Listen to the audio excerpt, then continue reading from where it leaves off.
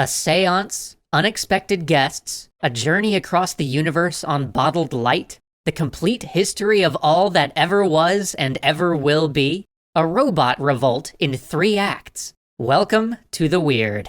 The Forgotten Foundations are about to get strange.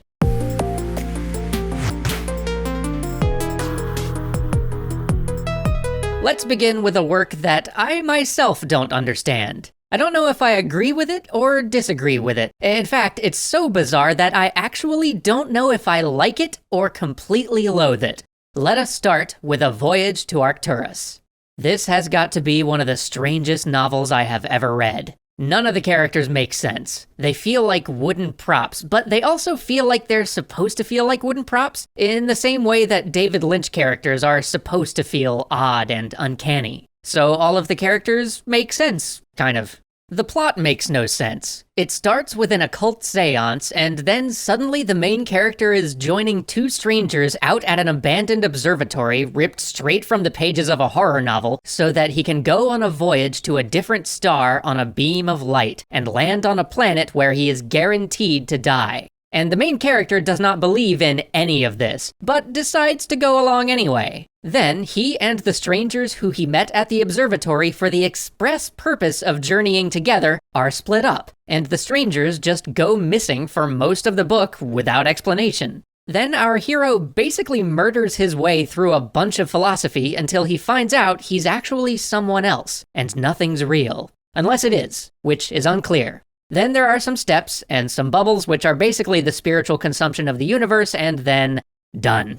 But it actually does make total sense, just not the literal plot. Most of the book, and this is why I fundamentally don't understand it, is written as a series of very thinly veiled philosophical discussions by way of sci-fi scenarios. The main character will meet some alien entity who will have an attitude or a way of living that represents a philosophy, and the main character will have a dialogue with them. Then, more often than not, the main character will murder them horribly. So is the author just exploding philosophies, or does he agree with any of them? Is the Gnostic mysticism at the end what he's really trying to say?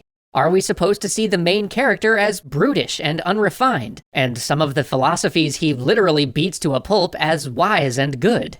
If so, which ones? How can we know?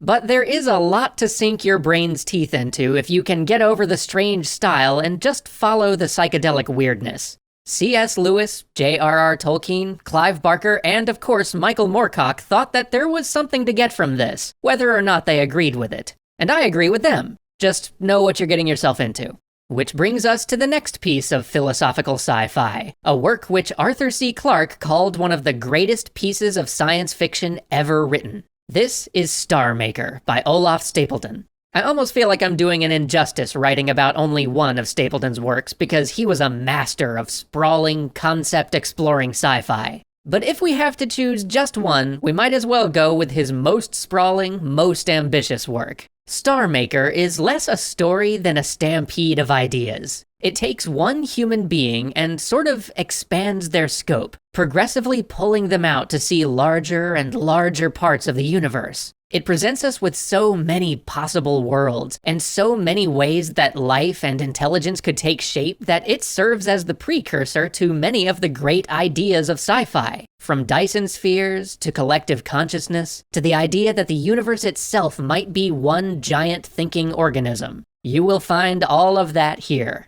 But most fascinating to me was the Starmaker himself, the creator of universes. The Starmaker serves as a chance for Stapledon to play around with his thoughts on God. First, he conceptualizes the Starmaker as a child making itself toys just to see how they work. Then, as an artist, interested in the subtle beauty of their art, but utterly unconcerned at the suffering depicted therein. When we meet the Starmaker, we are shown all the different universes he might create, from a realm of pure rhythm to a universe with multiple temporal dimensions where, whenever faced with a choice, a creature takes every possible action at once. This book was an enormous influence, not only on Asimov, but on science fiction writers like Stanislaw Lem, mainstream authors like Jorge Luis Borges, and even Freeman Dyson, the man who gets credit for the Dyson sphere, although he himself said that it should be called the Stapledon sphere. But speaking of works that introduced something into our vernacular, we have to talk about Rossum's Universal Robots.